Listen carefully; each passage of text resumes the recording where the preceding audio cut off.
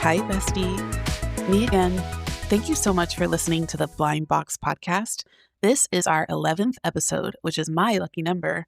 And fittingly enough, I have a lucky pull to talk about. If you follow me on TikTok, my handle is at Unboxing Scrapbook, but my name is Pop Martian. I know it doesn't make any sense. But if you follow me on TikTok, you'll know that I failed at my no buy. I'm not even going to say I failed because what I bought was so spectacular that it just evolved. The no buy became a low buy, and the low buy became a thank goodness I bought because I succumbed to the 1 a.m. pop now trap and purchased a single Hirono Mistwalker blind box and managed to pull the secret. I love him. You guys, I've been carrying him around all week long. It doesn't make any sense. He's like my little baby bird. He comes with me everywhere. I take him with me to work. I take him with me in the car. He drinks coffee with me. He's a precious, sweet little boy, and I love him so much. So I have no regrets at all. And I do want to tell you why I was up until 1 a.m. because you guys, if you're listening, you are my core group, and I want you to be the first to know. But let's come back to that, okay? So I'm recording this on the evening of Thursday, July 30th, and tonight is the Skull Panda Off Mode series release, and I have a big responsibility tonight. I am in charge of our group order case purchase. What about you? Are you going to snag some Skull Pandas tonight, or are you waiting for some of the things that Pop Mart has been teasing lately? And there have been a lot of really good teases in the works. I've seen some beautiful photos of the new Chaka series, as well as some concept art for Tiny Tiny. The Neota plush pendants that are coming out are incredibly cute, perhaps the cutest thing I've ever seen. And we're also catching up on some of the missed plush pendants that we missed here in the US, like the Kodak Hirono and the Molly Buggy Rome series, my personal favorite. I feel so silly about that one because I did purchase all of them from a reseller. I just couldn't help it, I guess. And now they're launching here. So that just goes to show you. And I think that we knew this. I don't know. I jumped the gun, I guess. I still haven't even unboxed those. Isn't that silly? Oh, yeah. I should do that this weekend. Actually, I got them in waves. And the first few that I got, I waited specifically so that I could open them all together all at once with my daughter because she has seen those pictures and videos. And every time I ask her, which one's your favorite? She picks every single one. And I say, okay, but if you could only have one, which one? And she says, no, all of them. I don't know where she gets it from. She's just a girl who knows what she likes. And I love that about her. This week, though, we also saw some teaser art for that boy band plush pendant that we saw on the leak list earlier this month. I think that's going to be very cute. I feel like that's going to be a really successful series, and I'm excited to see what it looks like. I want to just talk about some Pop Mart news and industry news, and then I promise I will tell you my little secret. Okay, I'm back. I had to take a break to switch over to the Pop Mart app and grab our group order. If you were shaking boxes on Pop Now or picking up some blind boxes on the app tonight, I hope you had as much, if not better luck as I had. And I can't wait to see what you pull when you post your unboxings on TikTok. Speaking of unboxings, have you seen the news about the Target blind box section? What do you think about that? I was speaking about this with Linda last week before we recorded our segment about the 10th anniversary pop-up, which if you haven't heard, go back and listen to that. She gives her completely honest, raw, unfiltered take on whether or not it's worth it. But anyway, before we started recording, we were just chatting and we talked about the Target blind box section and talked through whether we think this is a sign of the trend growing or dying. Because she had an interesting take. Before she collected Pop Mart, Linda was into Funko Pop collecting. And she said that when Funko appeared in Target, it was like the beginning of hype dying down and a sign that they were desperate to move product. You know, they were more willing to sell to mass market stores like Target because they had so much inventory they were sitting on.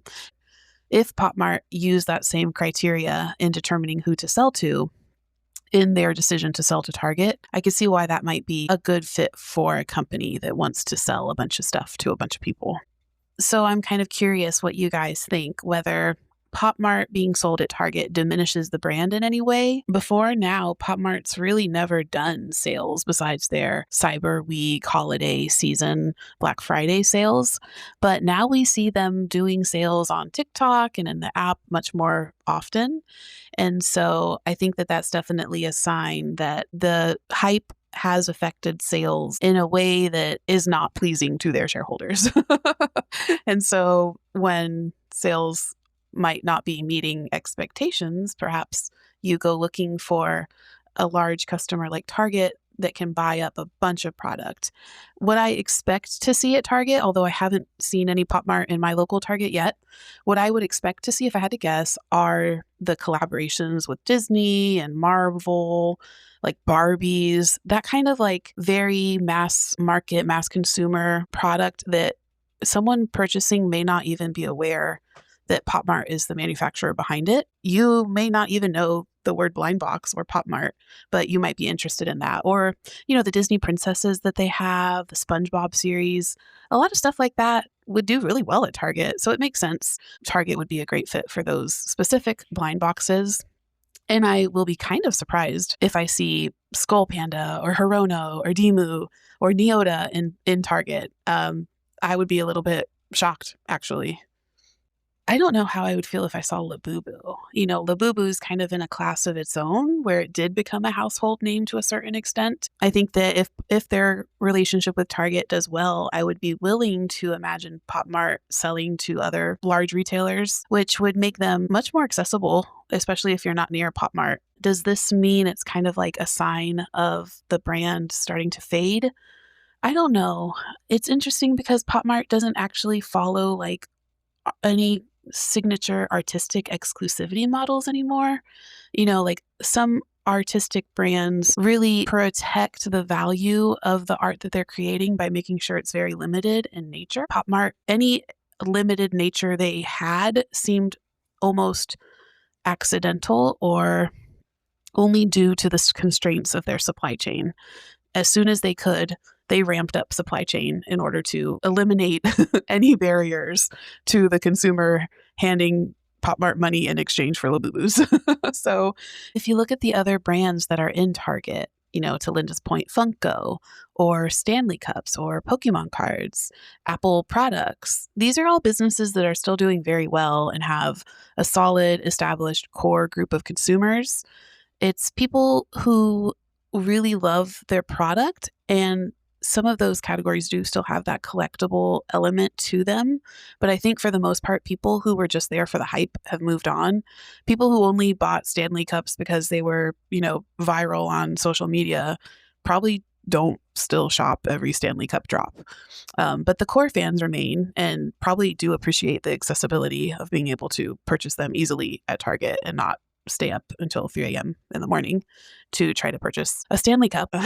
So to me, Pop Mart having a section in Target's blind box section is more of a sign of blind boxes becoming a household name and part of life versus a niche collectible item with little hype cycles. Some items might become hot commodities, but overall, I think the blind box format excitement is kind of changing into something more normal and commonplace and more like a daily habit. I don't even want to say daily because I don't think financially it makes sense for anybody to spend $20 to $40 a day on a blind box. So I guess what I mean instead is perhaps blind boxes are becoming just more of a routine that people can expect to see in their day-to-day life, which is kind of cool. I don't know a lot of people in real life still that even know what a blind box is, at least not in my circles. And maybe the younger generation does, but I still kind of feel like I'm in this like side culture group of people that have a very specific hobby that is not very well known. And I don't mind that. I love being here in this community. But it kind of struck me how an outsider might think of blind boxes and Labubu. I've kind of not thought about that for a long time. And it struck me this week when my friend Haley, who I love dearly, and I don't know if they're listening because they promised me they would never listen, even though they do subscribe to help with my numbers. Thanks so much, Haley. But Haley was talking to me and they said that they moved the Labubus that they have out of the background of their like Zoom frame because they didn't want somebody who they were talking to be thinking about Labubus more than they were thinking about Labubus. And at first I had like an immediate like emotional like what's wrong with Labubus kind of reaction in my mind. But then I was like, no, wait, fair, because I have Labubus all over my house except for in the background of any kind of work related call that I would be doing. And I mean, it's not that I'm ashamed of Labubus. I just know that I'm aware of the fact that collecting Labubus is kind of nerdy and I'm okay with it. But at the same time, at work, it's not like I'm throwing my Labubus around all the time. Although I did last week. I was in a big group meeting. I held up my little Toy Story alien Doorables girly that I unboxed on TikTok and showed it to my other coworker, Chrissy. We were in a big call with a bunch of other people and I knew that nobody was paying attention to us. And so I messaged her and I was like, hey, Chrissy, look what I got. And then I just held it up really careful, like really in the corner of the screen so that she could see it. And if anybody was watching me, they would see it, but chances are nobody was watching. So I guess where I'm going with all this is I think it will be very interesting to kind of reflect on what blind boxes are in pop culture as the year progresses and through the journaling type effort of this blind box podcast, as we kind of chronicle how blind boxes do in the industry and in the world and in the United States.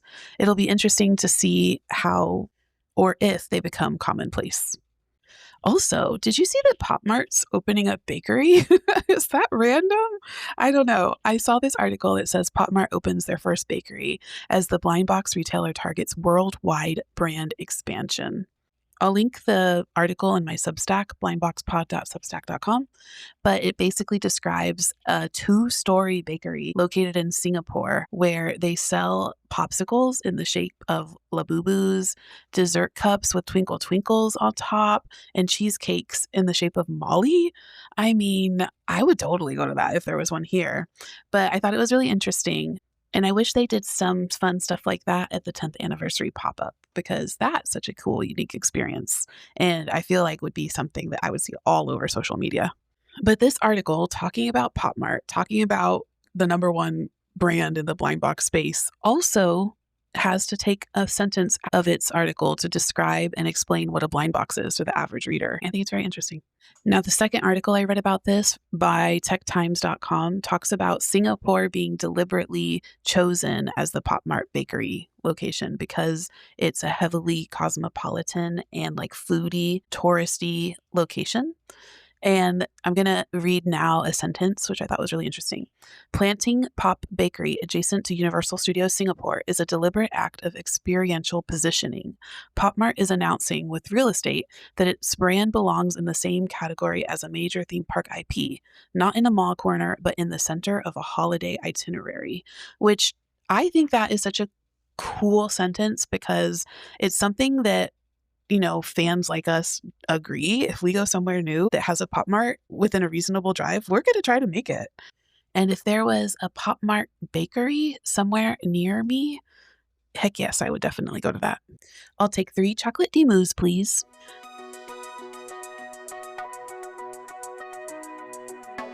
Okay, it's getting late. I'm starting to lose my voice, and you are probably wondering, is Liz ever going to come back to whatever the heck she keeps trying to tease about? And the answer is yes, I am, and I'm going to do it now. Podcast listeners, I want you to be the first to know about Friend Mail Club. What is Friend Mail Club? Let me explain it. But first, do you know what a snail mail club is? Snail mail clubs are these little movements that are kind of becoming more and more popular on the internet, when ironically, the club itself is very non-internet. It's very analog. But do you remember getting letters in the mail? Back in my day, you would get letters in the mail. You'd walk out to your mailbox, you'd open it up, and you'd peek inside to see what kind of wonders came to your door that day.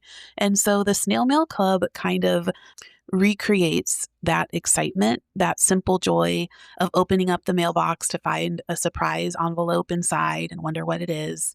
A Snail Mail Club is exactly that. It's a monthly subscription where people sign up and they receive a curated envelope or delivery or package in their actual mailbox, usually with some type of paper products inside of it. There are ones that kind of venture out into other types of products like bracelets or jewelry. But the one that I'm starting and is kind of like a side project, sister project to the Blind Box podcast is going to be called the Friend Mail Club. And each month I create and design and cut and print and package up and mail out a thoughtfully curated envelope that you'll receive in your actual mailbox. Each month will have a different theme and the contents will change slightly just depending on what the theme is. But overall, my goal is kind of three main categories. I want to include something for you, something for your collection or your Labubu, and then something for you to gift to a friend in your next friend mail.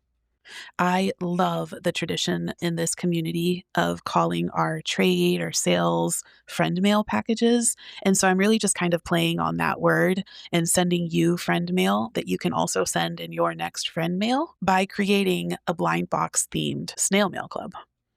And depending on what kinds of things you like, there are so many snail mail clubs out there for you. For example, there's so many that are based on food and cooking. There are snail mail clubs specific to readers or specific categories of books that people like to read. There's snail mail clubs that are just artist started, which is a nice way to support some independent artists. There's snail mail clubs for wildlife enthusiasts. Honestly, whatever topic you can think of, there's a snail mail club for it. But I wasn't able to find one that was blind box themed. And so, once again, I just started one. I've always dabbled in like painting and crafts, but I have literally never considered myself an artist or an illustrator or even think that I'm good at that. So it was a fun challenge to think about what my version of a mail club could look like. But I think I figured it out and I'm really excited to show you more. If you want to sign up to learn more, please follow me at Friendmail Club on TikTok. It's friendmail.club is my TikTok account. I also have a website that may or may not be live, just depending on when you're listening to this, but the website is friendmail.club. In your browser, just type friendmail.club and it'll take you right there. I think of Friendmail Club like a blind box for your mailbox. And I'm so excited about this idea and just the creative energy that has kind of been sparked into my life ever since I started this Blind Box podcast. I think just the process of doing something new and something out of your comfort zone has kind of taken me on this path of trying other new things I've never tried before. I hope you'll check it out, and I'm really excited to see what kind of adventures we will go on next. And I'm really, really excited to have an analog way to connect with you and a different way to appreciate and experience this art toy hobby of ours. My goal is that Friend Mail Club also sparks a creative light in your life as well. And so each month will be slightly interactive. And to see what I mean, you'll just have to check it out. Stick around. You'll see. I don't know why that sounded so threatening. I should go to bed. It's 11 o'clock here. And I got a full day tomorrow because I got to get over to the mall and pick up those Skull Panda girlies. So, bestie, my friend, thank you so much for listening. I hope you're having the best Friday or Saturday or whatever day it is when you're listening to this of all time. If you do check out Friend Mail, just know that you have my endless appreciation. And I think you should do something this week outside of your normal comfort zone and just kind of see how you feel after. See if you love the process and see where it goes. And let me know, please. Thank you so, so much for listening to the Blind Box podcast. This is episode 11, and we will be back next week to talk about the Besties Choice Awards. Oh my gosh, how did I almost forget? There's still time. The Besties Choice Awards will close at midnight on August 1st. So hop over to blindboxpod.substack.com. You'll see the voting link on the very first post right away, highlighted in yellow, bullseye arrows all around it. You can't miss it. And if you can't find it there, just message me. I'll send it to you. I'm excited to announce the winners. Thank you so much to everybody who has participated so far and who wants to participate in the reveal of the winners. I'm really excited to see how it all goes. So thank you. Thank you. I'll talk to you next week.